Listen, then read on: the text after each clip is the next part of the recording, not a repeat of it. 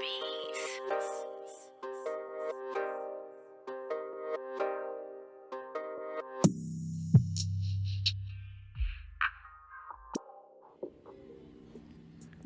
what's up, YouTube? This is your boy Junior, aka Smoking Guns, out here in Tucson, Arizona, representing the Ultimate Fight Club, giving you the latest content in boxing and MMA news that is out. So tonight we're going to be going over PBC on Fox announcement, okay? PBC on Fox announcement. They just came out with their press conference not too long ago, maybe a couple of hours ago, and man, they came out with some banging ass news, okay? So earlier this year, for those of you who didn't know, Fox and PBC announced a 4-year deal to broadcast boxing on the network. And they're going to be doing 10 fight nights a year on Fox, and they're going to be doing an additional 12 fights a year on FS1.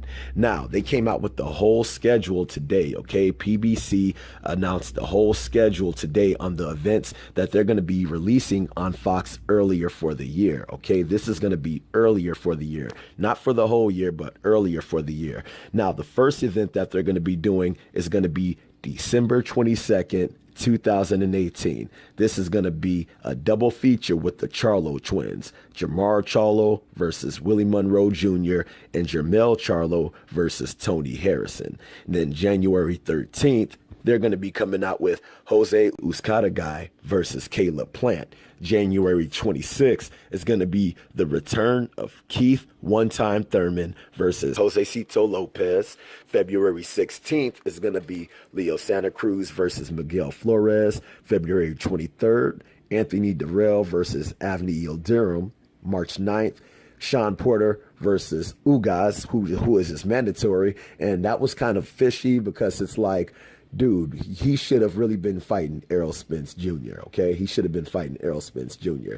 On March 24th, they're going to be coming out with Lamont Peterson versus Sergey Lipinets.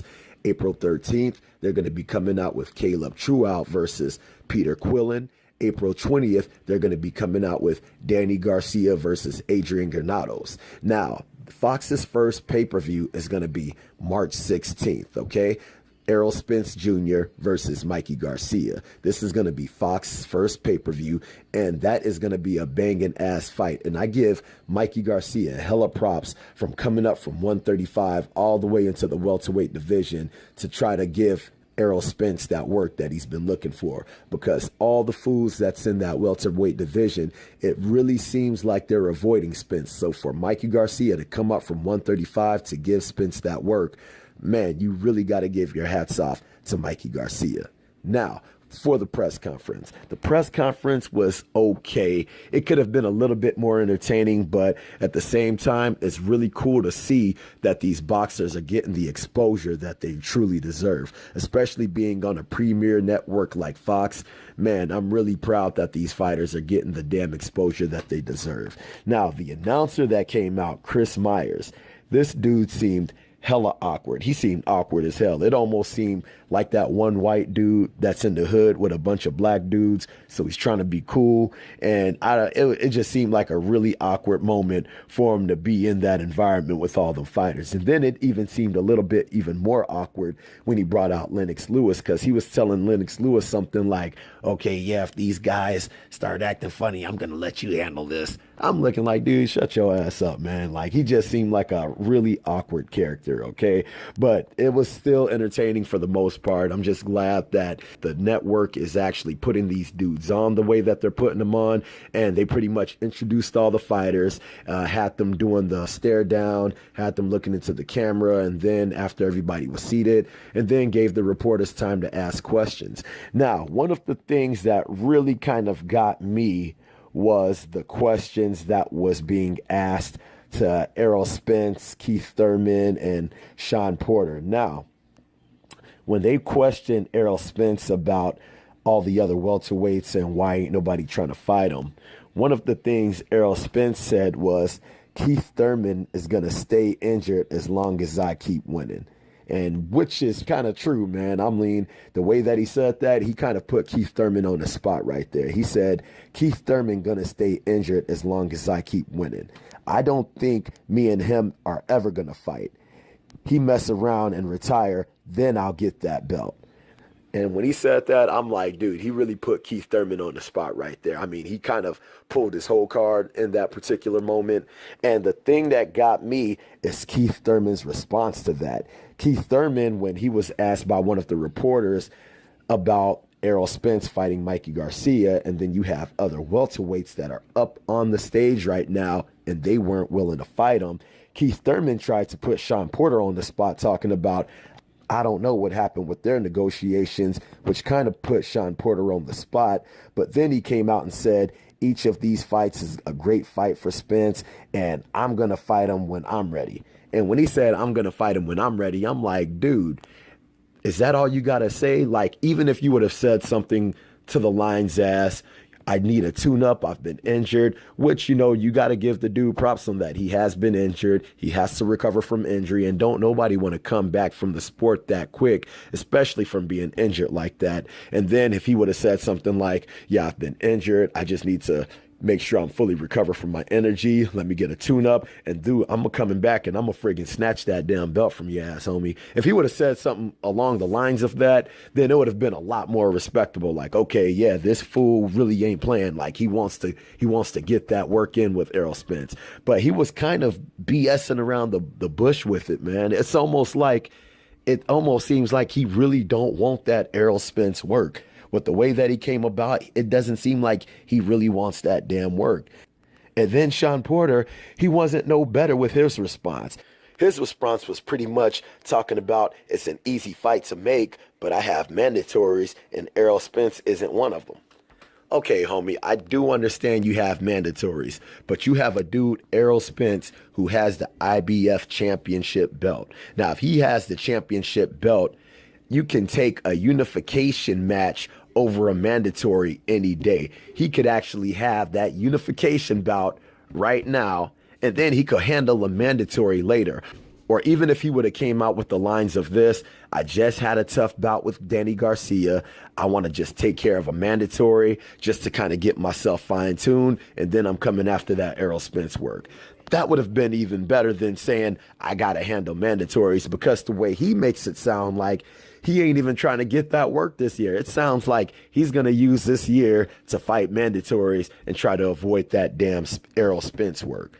Which is like, dude, come on, man. Like, are you serious, dude? But after that last fight you had with Danny Garcia and Errol Spence came in that ring and pulled your damn whole card, first thing you said was, this is going to be the easiest fight in boxing to make. You said that was going to be the easiest fight in boxing to make, okay? Then it seemed like when that adrenaline came down and your ass went backstage before you went to that post-fight press conference, that adrenaline must have came down and you kind of must have been thinking about what you said. And then you went into that post-fight press conference saying the same thing, talking about, oh, I got mandatories and this and that. And I'm like, come on, dude. You were just in the ring talking about this is going to be the easiest fight to make. And now you making it the hardest fight to make because you're trying to put mandatories in the way of a unification. So that is one of the main things I did not like about this. And that's kind of a sad thing with the PBC right now, is that they have the top welterweights besides Terrence Crawford, but these fools are scared to get that damn work. So I'm just hoping and I'm wondering, when are these fools really going to come down and get that damn work? Now, a couple of the questions that I did like from some of the reporters, one of the reporters, ES News, he was asking Mikey Garcia, lots of people doubted the fight. And that is true, because a lot of people did doubt the fight. There were a lot of channels on YouTube talking mad crap about Mikey Garcia, talking about, oh, you clout chasing and you need to keep Errol Spence's name out your mouth and whoop-de-whoop-de-woo. Fools was talking big crap about Mikey Garcia. And it's funny because Errol Spence Jr. had came out not too long ago when they was asking him about Terrence Crawford, and Errol Spence Jr. replied to the reporter saying, don't worry, I got a huge fight coming up. Be prepared for the announcement. And then bam, all of a sudden, he's going to be fighting Mikey Garcia, getting some work with that dude. And it ain't going to be no light work. You know, it's going to be a good-ass fight. A lot of people might be sleeping on Mikey Garcia. And the only thing that I give Errol Spence Jr. is the size advantage. But Mikey Garcia is a very noteworthy opponent, and this is going to be a friggin' great-ass fight right here. So this press conference that came out tonight, it was a good-ass press conference. Very glad that it gave a lot of these fighters the exposure that they were looking for, especially the CHARLO twins. They're going to be fighting December 22nd.